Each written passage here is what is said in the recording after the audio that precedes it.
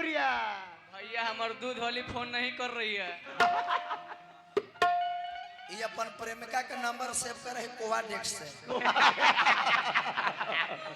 Vitamin कोवाडेक्स पिकासुल आवने man force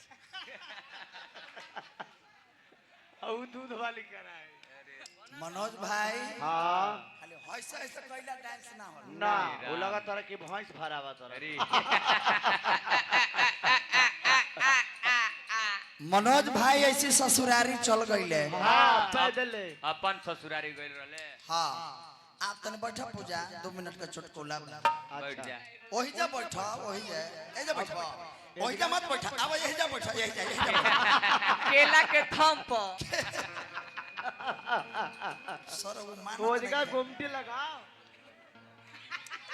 Manoj भाई हां मनोज भाई अपन ससुरारी गईले। हां अच्छा आ संजोग बस हाँ इनकर ससुरारी में हाँ इनकर सासू माई के हां ससुर जी के और मनोज भाई के ससुरारी में हां एगो भैंस रहे हाँ। इनकर ससुर के। अच्छा आ संजोग बस पड़ावा मर गई रहे बच्चा भैंसिया के भैंसिया के। अच्छा आ मनोज भाई गईले ससुरारी हां तो इनकर सास इनकर गोड़े पर गिर के कहता रे हां घोड़े पर गिर के कि दामाद जी समाजी अरे वह 2-4 दिन मत रही ना अरे वह जितना दिन मन करे उतना देर वह ससुरारी में रही। रही 9 दिन 10 दिन।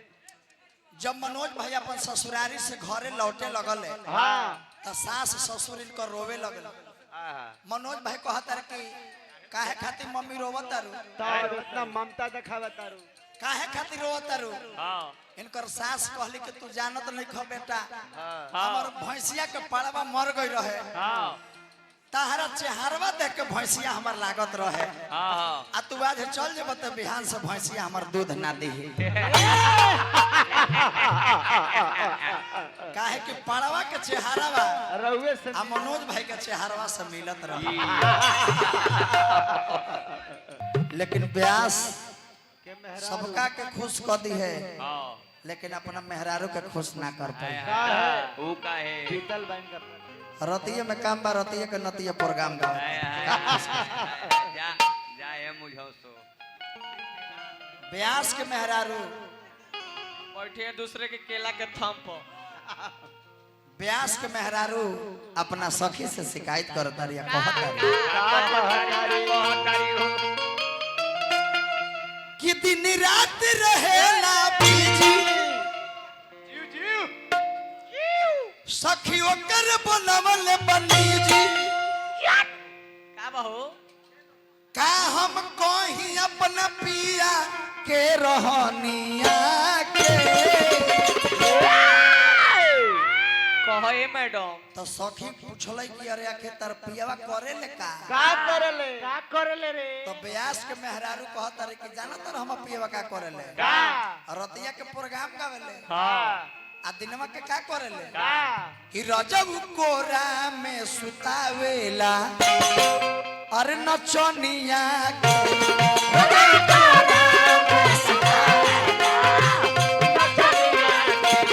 रजब कोरा में सुतावेला नचनिया के रजब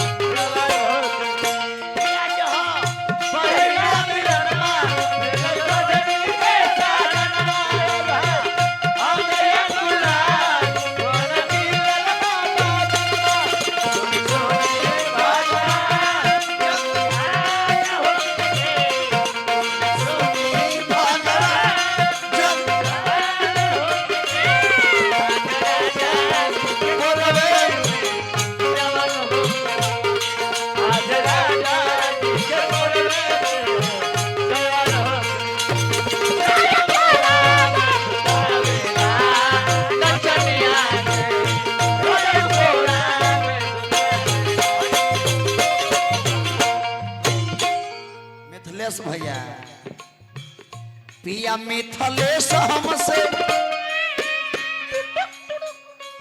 बनो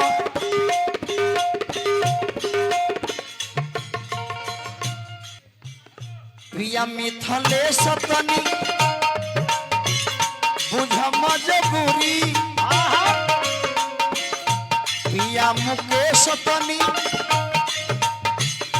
पिया मुकेश तनी बुझ मजबूरी कहला बनवले बाड़ा हमरा से दूर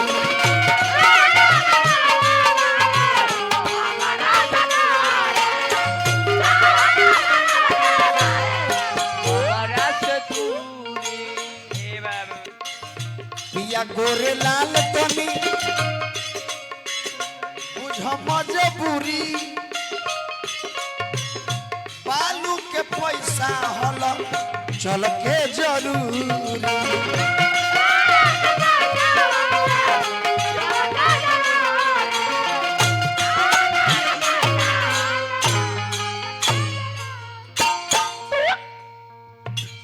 पिया अभिषेक तनी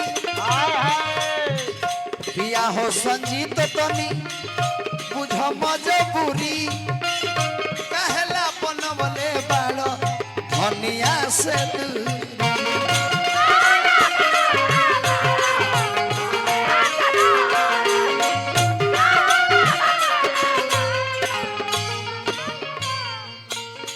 राजा हाँ हाँ हाँ